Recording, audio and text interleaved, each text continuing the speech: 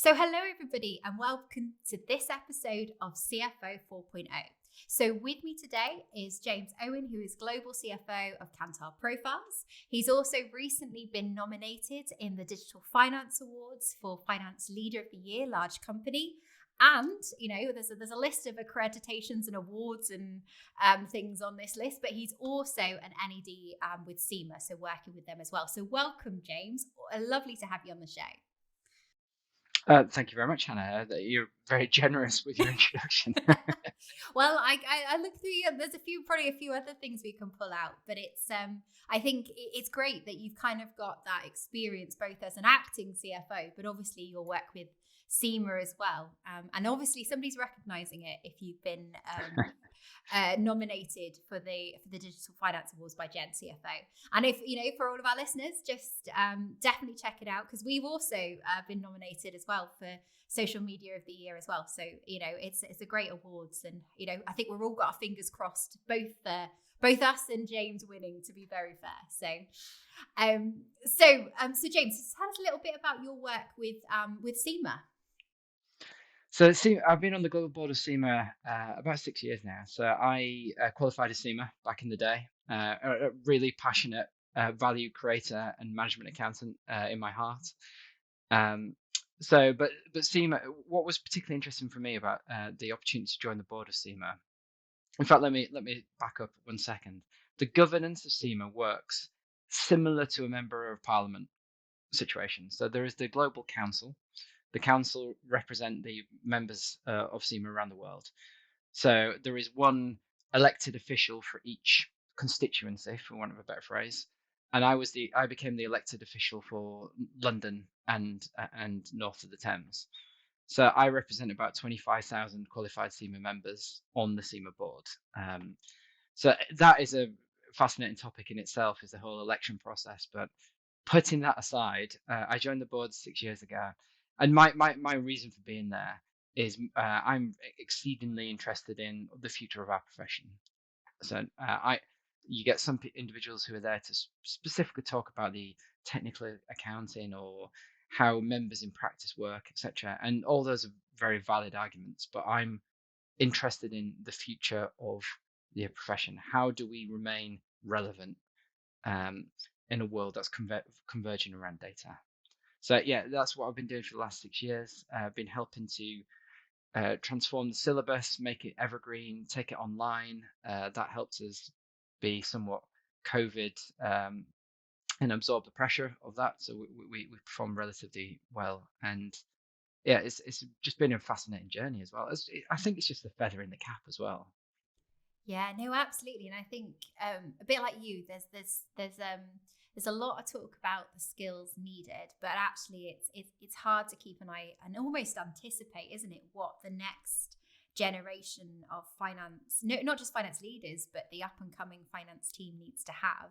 And for those that haven't yet listened to the podcast we've just done with Ash Noah, so there's almost a bit of an insight into the different roles and responsibilities, and the T and the pie-shaped individuals, which if you don't know what one of those is, then definitely worth checking it out, because that's it's we're not talking about cakes and drinks there. There is a bit of logic that sits behind it. But so, because what do you see as the future of, let's talk about the CFO role first of all. Like, how have you seen it change, and what do you think that's going to look like in, say, the next couple of years? I think we have started to see the T-shaped concepts come through, even in the CFO roles. If you think back to the old, only a decade ago, maybe two decades ago, the finance leadership were primarily technical accountants. And how that's changed over time is that role is now expected to be a business person with a finance background. And that is hugely transformative.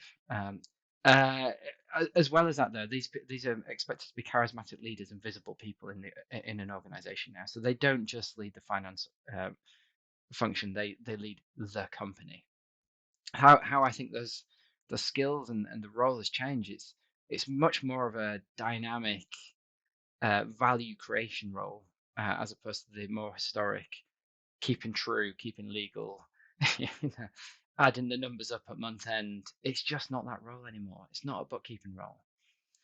And how I think it's merging over time, and again, that's what took me to the CIMA role, is the world of data science, the world of management consultancy, the world of the MBA are merging with the management accountancy space for the for the right to be the person that gives the business advice and steers them in the right direction.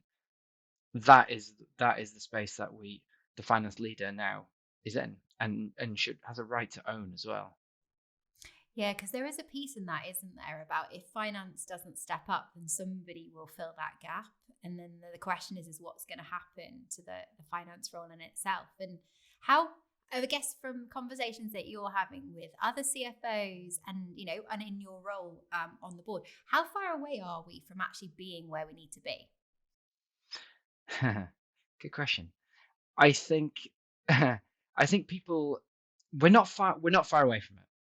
One of the key things holding us back at the moment is data, as in clean data and organized appropriately, but also the reporting and the systems to support making live decisions in a dashboard type world. Proper. Just think about the tech world, like A/B testing, that kind of level of decision making is where we need to be, and we're still quite a distance away in a lot of large organizations, certainly. We're still a little bit more general ledger focused, month end. Let's look over the last 30 days and make a forward projection based decision on the back of that, rather than here's what's happened in the last 10 minutes. How do we course correct? So I think we want to be there. I think mentally we're there, but we don't yet have all the tools in our kit.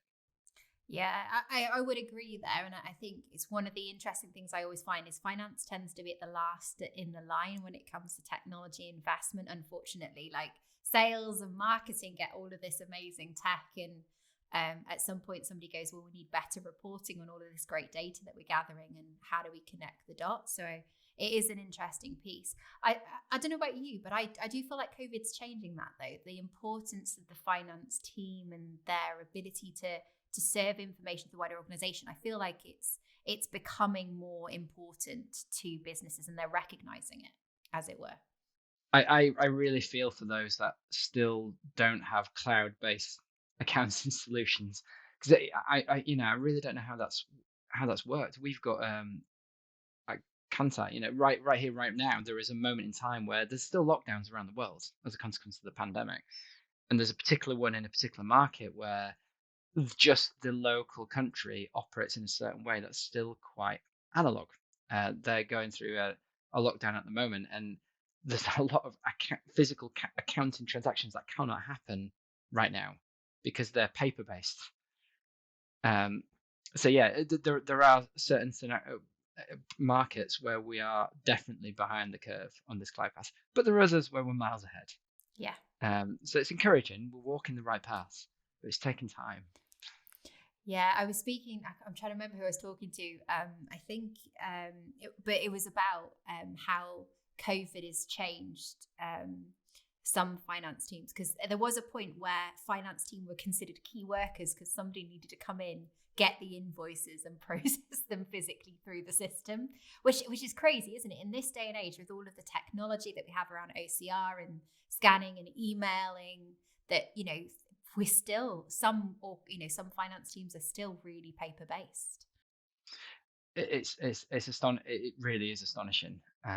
We my wife and I technically had a very dubious claim to being a co-worker during the first lockdown or two, and we just said, look, we're people of integrity. We cannot, irrespective of whether or not you tick that box, we are not the people that this was intended for. So under no circumstances are we walking that road.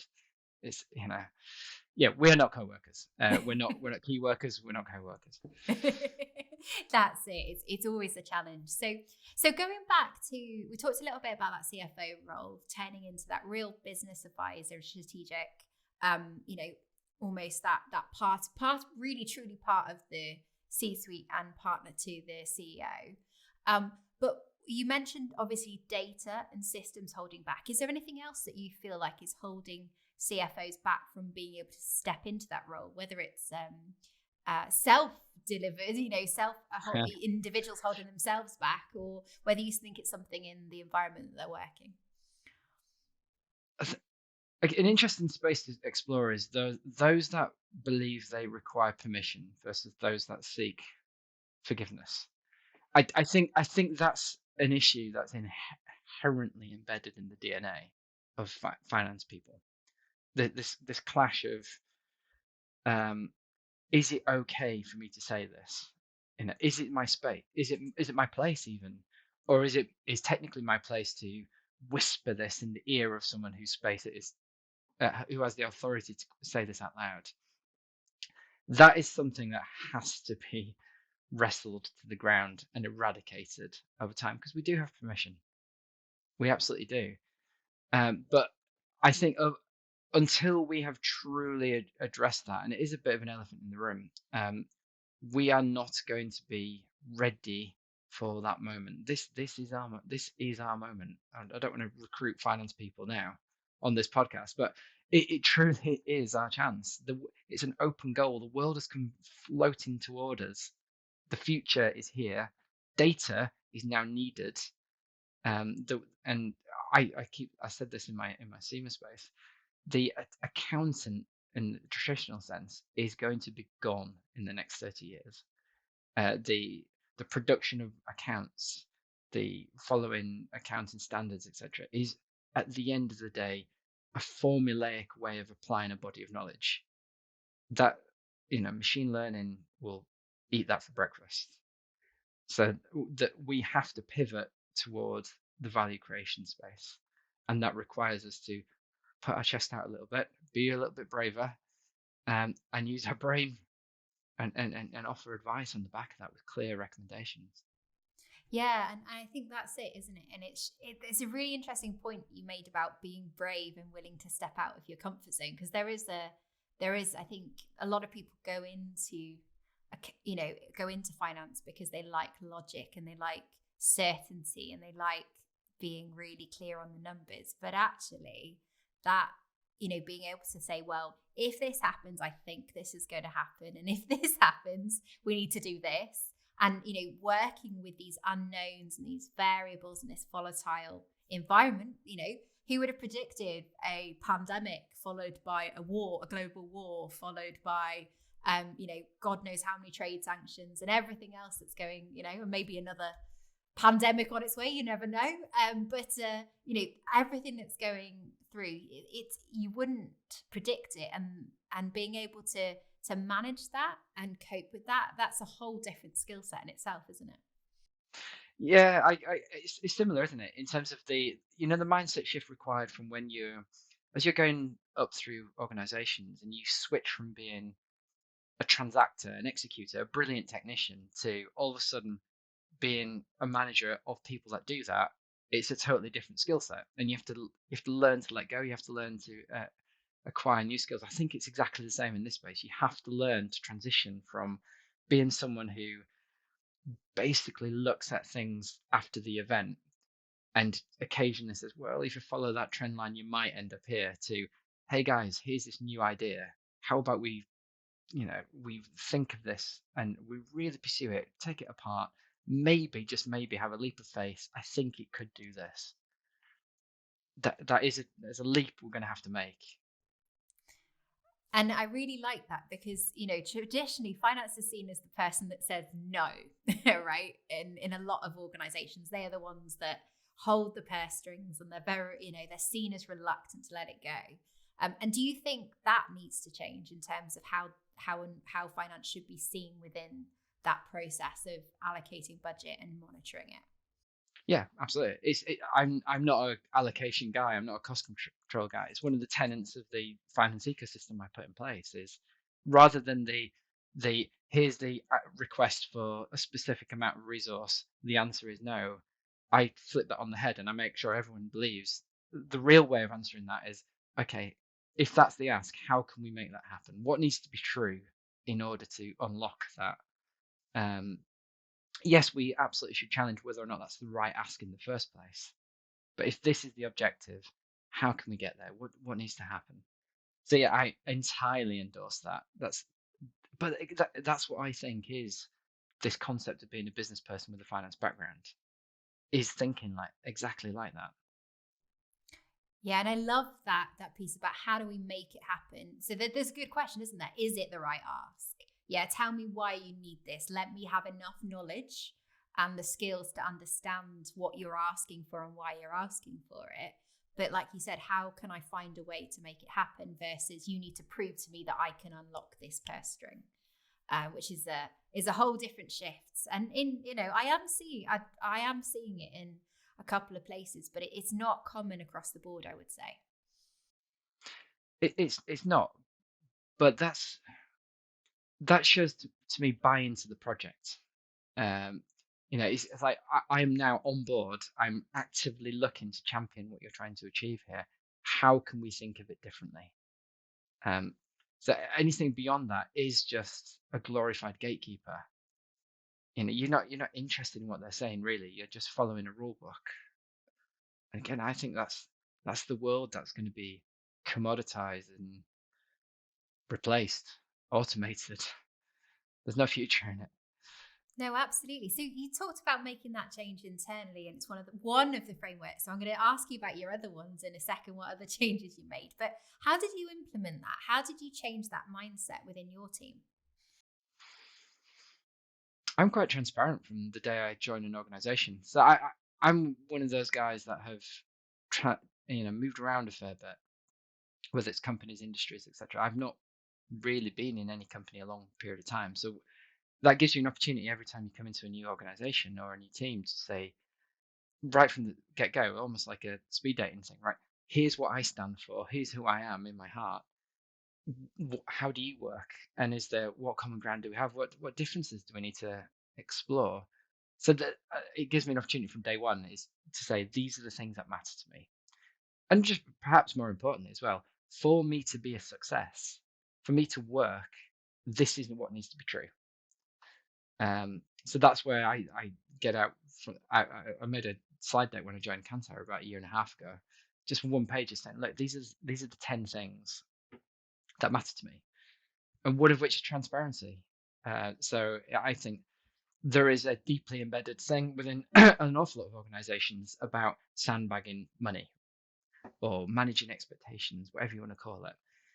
They hold back. They're fearful of sharing too bullish numbers because they think they're going to get hit over the head, or people do silly things like get to the end of the year and they inefficiently spend money because they think they're going to lose the budget next year if they don't. All these stupid behaviors that have developed over time. I stripped that all out. It's outlawed from day one. And the way I kind of try and set up that ecosystem is if everybody gives me true, transparent realism, we'll then get to a number at the consolidated level that makes sense. And then we can make more informed decisions, whether it's investments, divestments, et cetera, growth strategies. It doesn't mean we're then necessarily going to make that our target. We can still give ourselves an 80-20 chance, but that only works if everybody's pulling in the same direction. And I think over time, you build up trust with the organization. If you do not then use that to beat them with, it then becomes quite self-fulfilling. Yeah, no, that's a really good idea because especially in a lot of organizations, there is a bit of prettying up of numbers as it goes up the chain, isn't there? That happens, which makes it really hard to be in effect, to make good decisions once you get this sort of the ultra sanitized version of events that comes through. It adds no value. You can't make an informed decision as a CFO if you're looking at rubbish data. It's rubbish in, rubbish out, isn't it? Oh, absolutely. You're preaching to the converted here, James. But I bet there's a few listening to this that are going, yeah, I sympathize. I've seen that. I felt it. And it's great to hear how you've addressed it. So what other key things do you say that you need to have in place to make you a success as a CFO? What else is important to you? They're more values than anything, but customer centricity is another one. So this goes way back to my days in banking and a particular mentor of mine. But you have to think through the lens of the recipient of whatever you're doing, and even that goes down to sending out an Excel report, quite frankly.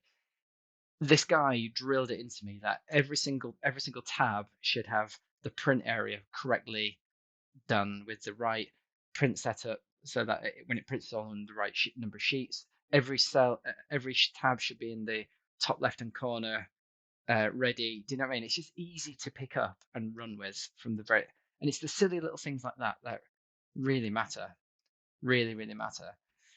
So try and second guess what questions are going to be given in advance. You've already got an answer. Lead with a recommendation, not a problem.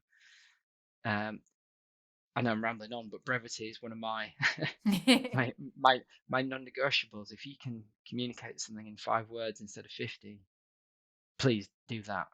Because also, by the way, if you can't explain it succinctly, you probably don't understand it as well as you think you do. No, I think that's a good point. Though I will say 50 words is definitely better than 5 on this podcast. So Yeah. Yeah, that's fair enough. Although we can probably cover a lot more topics in 5. Maybe I need to change some of the values when I'm interviewing. But and I like your point about customer centricity and those small things about how you serve data. And I think that's a really interesting point. I think finance tends to give, like you say, I think there is a bit about handing it to them in a way that they can immediately use. But I also think there's a bit, isn't there, about enabling the organization to use that data and to look at it in different ways rather than the format that you've given it to them in. Because, if they want to explore it, have you given them the understanding of where those numbers come from and how easy it is to drill and understand that as well?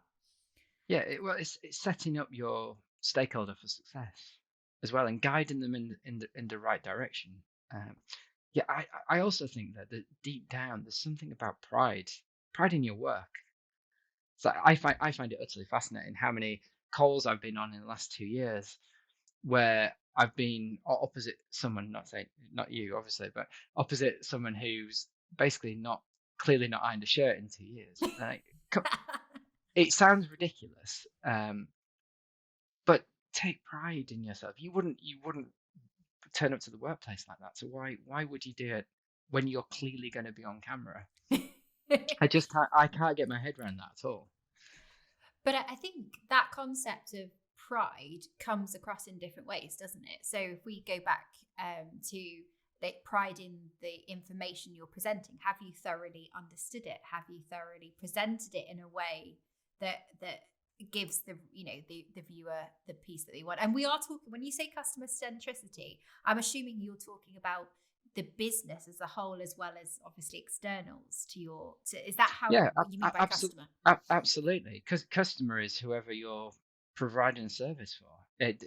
In fact, with finance, it very rarely is a client in the traditional sense, but it's all about who.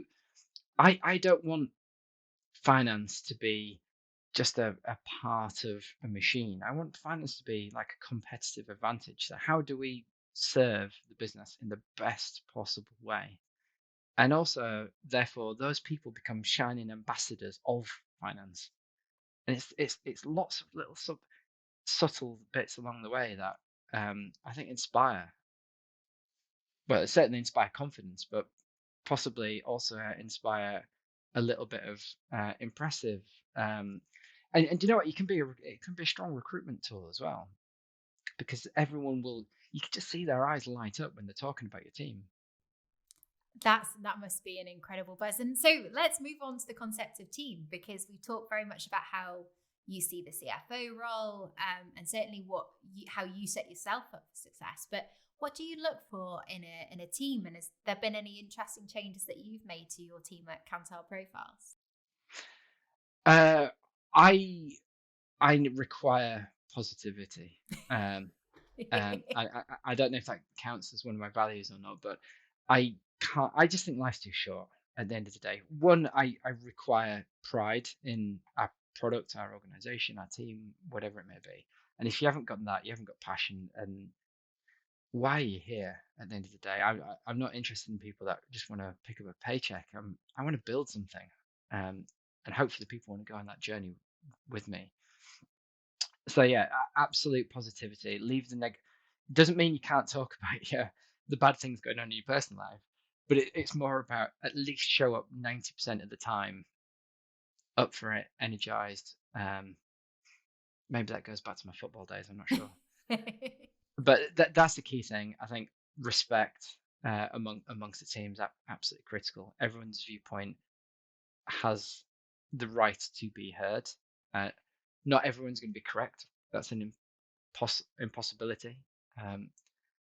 But I think overall, you've got to build up trust in the team. I'm one of these guys who starts at a place of you have my credibility and trust from day one. Takes a lot to lose my trust and credibility. But it's probably a character fail on my behalf that once that's been breached, it's trickier to get me back. My wife says I'm a sulker rather than a volatile person. Your spouses will often tell you things that you need to hear, to be very fair. Brutal truth, right? So, but that probably means more often than not, I'm a very calm person. That's pretty easy to get along with. But I think staying connected is so important to a team as well, especially in the world we're in today. The last decade, I've mainly spent in global roles, and that's tricky. That is really tricky, especially with the time zone differences. Somebody somewhere is nearly always going to be really put out or inconvenienced, and it's trying to be respectful to that, even if it just means that you share the burden of who's got the horrible slot month to month or week to week, whatever it may be. I think that, and even more so, as it's only fair that I take my fair share of that pain sometimes. Yeah, no, absolutely. Because the global piece is an interesting one. So are there any other learnings that you've picked up over the years in terms of managing a global team of different cultures, of different individuals? Good question. So at the moment, my role spans 22 different markets. There's benefits. There's certainly benefits of being in different time zones. So, for example, I can brief before I log off in an evening. I can brief something to the APAC team, and I wake up and it's ready. That's quite that's nice. awesome. That's awesome. That's like instantaneous feedback. But of course, it works the opposite way with the Americas. I think it's just been trying to establish ground rules whereby it's okay to communicate on text or Teams or whatever with the people that you're the most removed from. So I don't like if I can avoid it using written comms as much as possible, because I just think it can be misread, especially if it's been done in either haste or a temper. Getting the right words isn't always easy. However, that's just more practical in certain time zones. Like myself and my colleague in Australia, it's pretty much the only way we communicate on a regular basis. So again, building up that trust, learning how you talk to one another, what's acceptable, building the ground rules such that it is okay just to send a one sentence with no flirting at the start or the end about how is your weekend, why did your car break down, all these things are relevant and it's great for building the human connection, but sometimes it's just easier to communicate a little bit more bluntly, as long as it's understood that that's fine. Yeah, and I guess as long as you've got the opportunity to do that softer connection piece at some point and in some way. Exactly. You've got to make space for that, and you've got to develop those relationships. But I'm one of the many people in the world that have joined a role in the COVID era. So I've presently got 6 direct reports, and I've actually only met 3 of them, of which one was only last week, a year and a half into our relationship. Wow. So this is all we know in a way. So you've got to work it out, haven't you? Yeah. No, that's it. I think that's the interesting thing about COVID is it's opened up opportunities. There are obviously a huge amount of bad things, but there are some interesting and I think sometimes positive elements that have come out of COVID, and like you say, the way that we work, and the focus on not having to be there in person, and the flexibility that brings is really interesting. And I think it's going to make us all more productive longer term, in my personal opinion. I don't know about you. I just remember distinctly back to that poor guy on the BBC news about 3 years ago when his child was crawling in the background, and the mother was on hands and knees, like trying to claw him out in the background. It was incredibly embarrassing for that guy, and it went hugely viral at the time. And we all thought that'll never happen to us, and how normalized that's become now. And actually, that's lovely. It's really nice that we've seen the human side of people a lot more frequently, and whether that's the dog barking, or someone having to run after a child, or someone having to turn the camera off for a second to accept a parcel at the door. It has opened up a bit of a window to people behind the mask of work, and I really value that.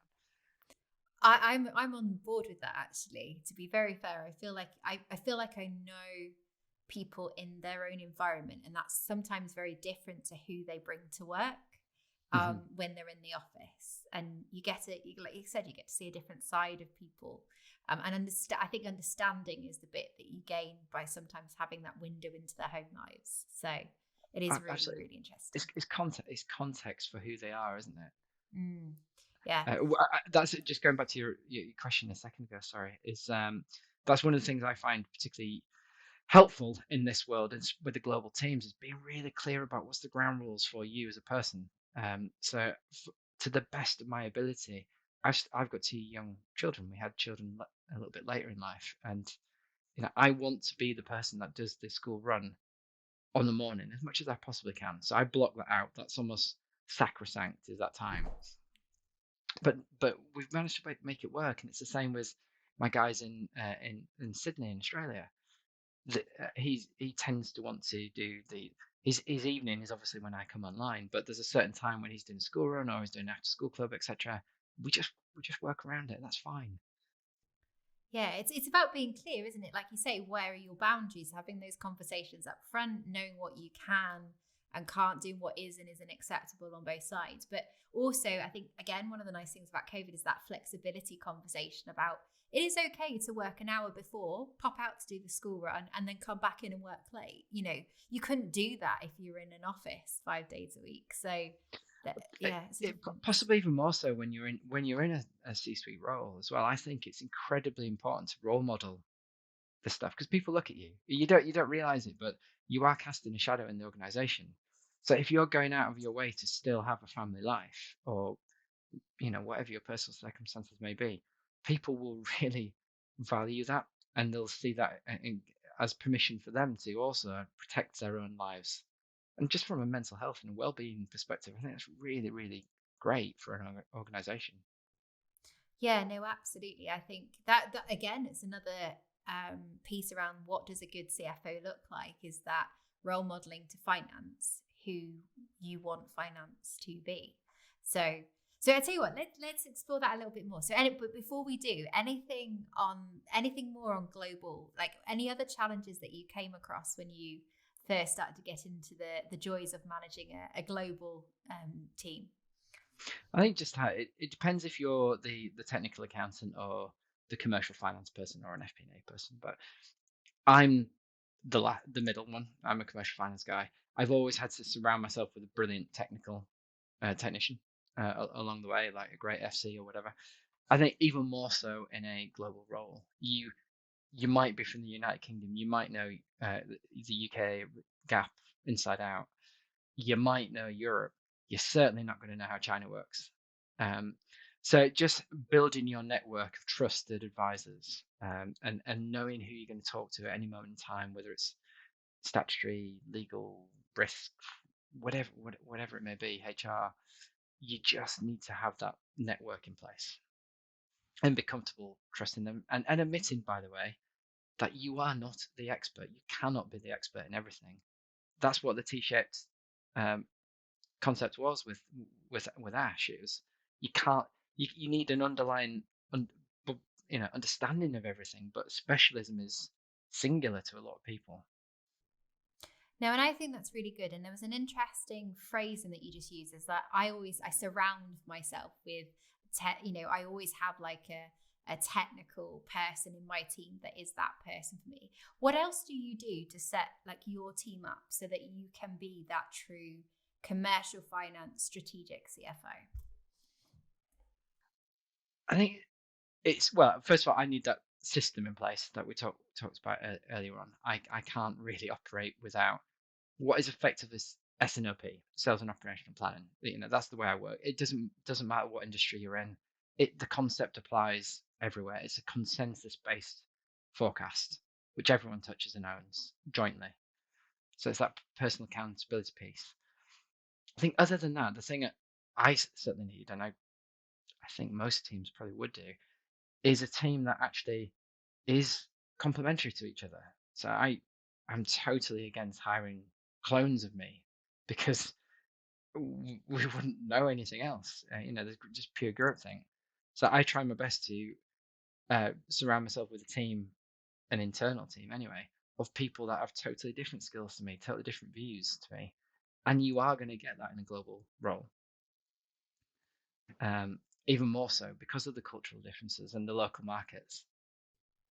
And we talked about cultural, but did you find were there any interesting observations about, obviously coming from a UK background and then working with APAC and Europe? Did you notice there were some real cultural challenges when you first started to work with them, or was it all pretty much plain sailing from the beginning? I'd say no. Most of my global roles, when I've got individuals around the world in different markets, they're mainly quite westernized in terms of from a business perspective. So it might, on paper, it's local, and the end clients are local.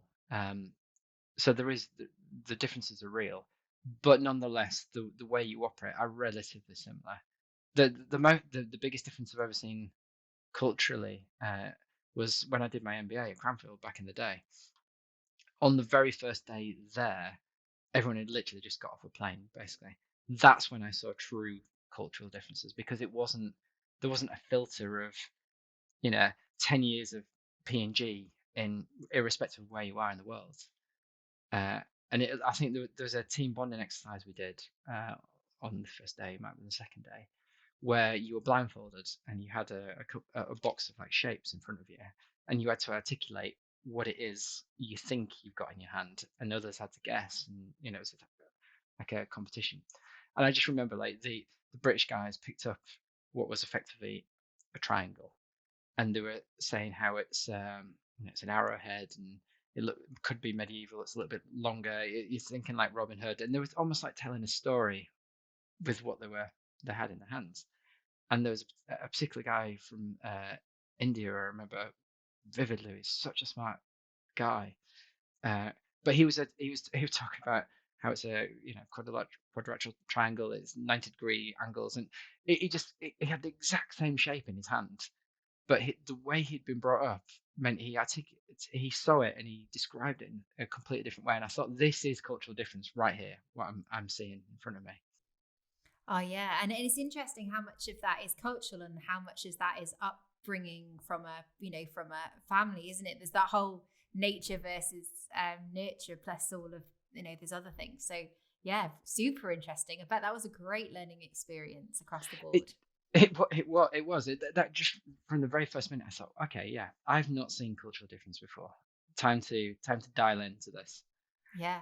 No, absolutely. And I think even within the UK, there can be quite big cultural differences depending on where people have come from, their schooling background, you've obviously worked across lots of different industries, but you can see those that have only worked in one and how they approach things versus those that have worked across multiple. So it is really interesting. Diversity in all its forms is so important, I think, to a well-rounded finance team. So, we get that at Kantar. There's an awful lot of people that have been in the market research space, or even Kantar, by the way, 10 to 20 years. And then we've got a whole bunch of people that have just joined in the last 2 years since we delisted from WPP. And it is fascinating seeing how those two different groups think differently, and how they approach the very same problem. They've got a very different take on every issue basically. Yeah, because there's always we do it like this because, and if you can get rid of that for me is one of the most powerful tools in change. That whole challenge everything mentality that you need to really deliver on transformation. But that's hard if you've been somewhere for a long while, because you kind of don't want to accept that you've done it in a way that isn't perhaps the most productive the last 10 years. So it is interesting. So coming on to your team then. So you're very much a future focused guy in terms of the skill set that you feel like, you and where finance is going. So what do you see as the critical changes that finance leaders need to make in terms of educating and building their teams in order for us to meet the future demands of the business? What are your thoughts? I think first and foremost we need to be more personal, more human, and more connected. So we need to know what is going on, and I think that is one of the biggest failings of the last 2 years is we miss the office chat. The osmosis of knowledge you get just by hearing the sales guy say that, or this little side conversation here that you can immediately chip in and help, and it saves them 3 days of pain. So I think being still really plugged into what's actually going on in the business, such that the numbers on a piece of paper come alive and you get it in your heart. I think that's really, really important for a finance team, certainly for them to be effective. I think they need to be problem solving and solution led, and ultimately action orientated in the way they think about any issue that comes across their bow. And again, going back to our earlier point, I feel that's historically that's where we've almost stopped short. We've got so far toward the answer, and then we've kind of said, this is not my remit anymore. Over to you, business. I think if we want to continue having a right to have a voice at the big boy table, we have to make that shift. And sometimes that will mean almost second guessing what problems might arise as well. In the future. So there's an element of vision, and vision is difficult for finance people, I've discovered. We are not good at thinking revolutionary. So we think incremental steps of evolution, but actually we get almost, we crowbar ourselves into an answer and we can become quite wedded to that way of working and that way of thinking, where sometimes it needs a bit of a disruption to just take a step back and think that was entirely valid at that moment in time, entirely valid. But we're going here, is that still going to be the best possible solution by the time we get there? Or do we need to think future back? Yeah, that's a really interesting observation. And finance is not normally considered the revolutionary element of any business, right? It's the safe space where you put things that you need to be right. But it's a really interesting viewpoint, being comfortable, and also being comfortable being wrong, because that's a hard thing, isn't it, about predicting the future. You are making a prediction, and whilst it might be based on numbers and facts, that you've got no guarantees, especially in this crazy world that we live in.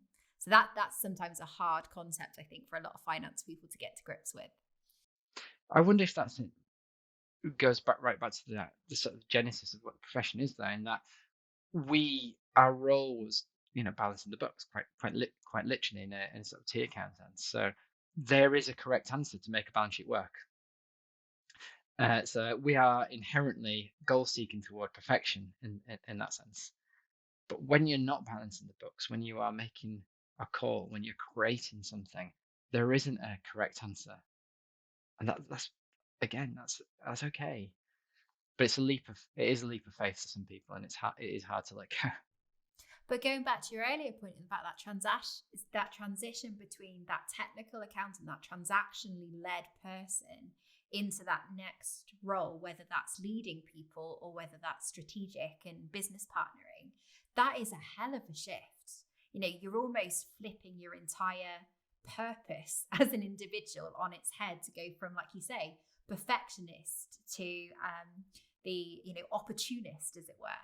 And that's where I think I think sometimes we underestimate the amount of change that individuals and mindset change that individuals need to be able to do that. I was listening to one of your earlier podcasts as well about, because there's a third step as well in that career path, and that's when you become number one for the first time. And I strongly believe, I had this debate with CIMA, but there's a lot of white space to go after. I strongly believe there is a huge step change to when you take on that number one role for the first time, and I don't think there's anything out there that adequately prepares you for that moment in time, where you go from having a boss who ultimately, at the end of the day, the accountability probably is theirs, it's their ecosystem, to it being yours. You're not even having peers anymore to bounce ideas off or anything. Ultimately, the buck stops with you. That is an interesting paradigm shift. And by the way, that can also feel quite lonely as well. So that, yeah, I entirely hear you on the shift from executor to manager of people. You're gonna make a lot of mistakes along the way. No one's a natural born manager. But the next step change is also equally challenging, as I'm sure the one after that. If for those that are interested, moving from CFO to CEO, that's probably an interesting change as well. Yeah, it's one I want to explore because there's an interesting pattern of where next, I think, for CFOs. And I did one about the shift to board with Fiona from Women on Boards, and it was not just about women shifting on, but actually how you get yourself in a position where you ain't ready for that shift. But yeah, the whole shift to CEO is an interesting one, and I keep meaning to get somebody in who's done that shift to then bring on that conversation. So there you go, ideas for topics brought to the fore. So I literally feel like I could keep talking, but very mindful that somebody is sitting at the end of their dog walk and ready for me to stop talking and for to go in and get on with their day job. But so one last question for you. Maybe a bit of an interesting one, but what are you doing to prepare your team for the shift in finance skills that you think you're going to need over the next 5 years? What preparations are you making internally at the team at Kantar Profiles to set yourself up for success? We're kind of trying to address everything really. We're actively looking at succession planning to make sure we're in a good shape on that, and also just from a human level, like does everyone want to still be in the team in 5 years? And no is a perfectly valid answer. That's one of the things I love to explore with people is, if you give me one amazing year, that's not a problem. That's great. I'll happily help you find something that is even better for you if you want. Even better if you want to stay medium term. But yeah, so we actively try and talk about the future as much as we can, very openly, very publicly.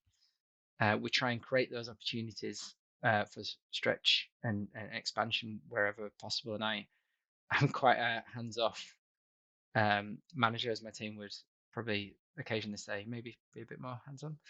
But as a consequence, we really try and push empowerment on the team. So that's at a sort of soft level. We're constantly trying to push the boundaries as much as we dare. We've got a few things we need to fix in terms of our reporting package to better set ourselves up. We're not as fast as we could be in terms of producing numbers, and we're certainly not as live as we could be in terms of making informed decisions. But right now, our entire business is going through an incredible transformation. What's emerging at the other side is nothing like what it used to be. So we're trying to go along for the journey. We're trying to shape that as much as we humanly can. And the finance side will fall out of that. But first and foremost, we want to create that business. It's an exciting time at Kantar Profiles, obviously. So brilliant. Well, thank you so much, James. I did say I'd let us go over a little bit because as I predicted, it was a great conversation. So thank you so much for joining for joining me today. And, if people want to learn a little bit more about Kantar and Kantar Profile specifically, which is the piece that you look after, what's the best way and where can they find you? Well, Kantar.com is where you can find anything about the group. We're very vocal at divisional level and group level on LinkedIn, and that's probably where best to find me. I'm not on any of the socials other than LinkedIn. But look, thank you so much for inviting me. I've really enjoyed the conversation, and all the best for the Digital Finance Awards. I hope you're a winner. Yeah, same to you. It's going to be an exciting night. So fingers crossed for yourself as well. So what an awesome award to be nominated for. So thank you so much, James. And I'm sure I'm speaking on behalf of my listeners. I want to say thank you very much for joining me today, and the very best of luck with the Gen CFO Awards. Absolute pleasure. Take care.